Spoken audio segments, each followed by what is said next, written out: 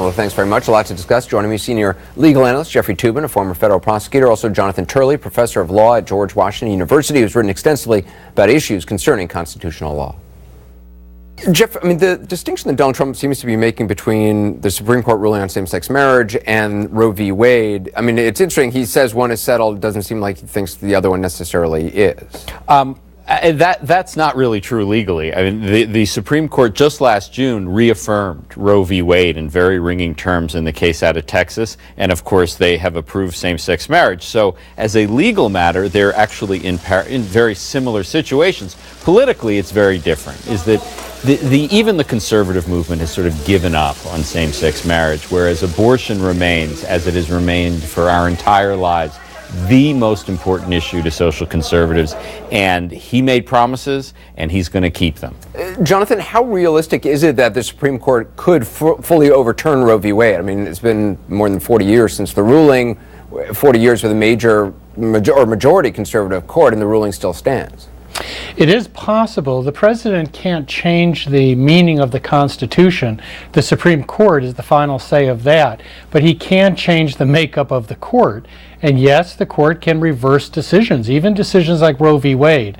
I think that what most likely the advocates on that side want, instead of a frontal assault on Roe v. Wade, is to chip away on the edges, to go for limitations of duration, conditions for clinics, to fight along those edges on sort of incremental cutbacks.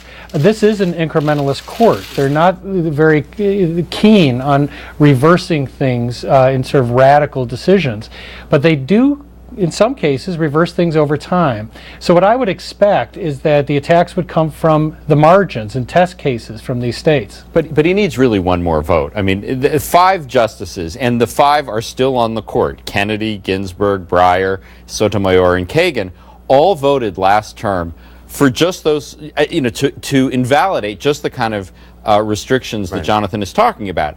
And those 5 are still on the court.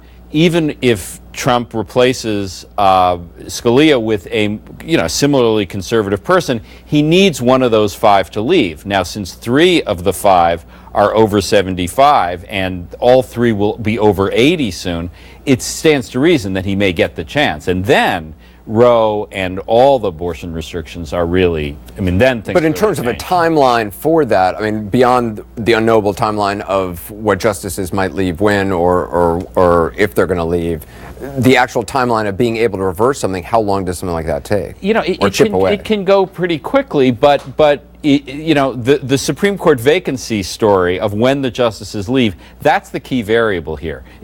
Nothing else really matters except the composition of the court. We now have at least 4 years of a Trump presidency. We have 3 very elderly justices who are Roe v. Wade supporters. Their tenure on the court is the most important question about Roe v. Wade. Jonathan, you agree with that? Yeah, I think that's true. I think that whatever else is said about the legacy of the Trump administration, he is at this point in an almost unique position. He could easily appoint 4 new justices to the court, and those justices would include potentially a replacement for Kennedy, Ginsburg, Breyer. Those are the core of support for things like Roe v. Wade. So he could have a transformative effect on the court in all of these cases for generations. But as Jeff correctly said, he does have to pick up another vote.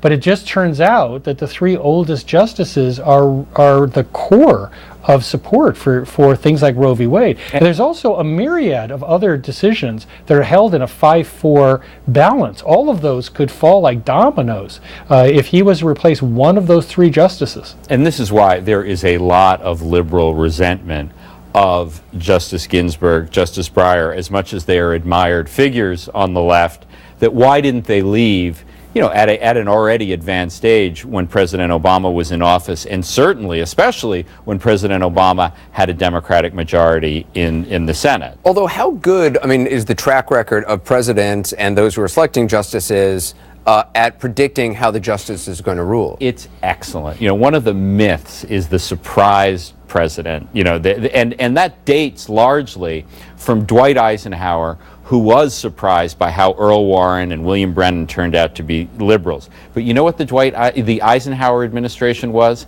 It was a long time ago.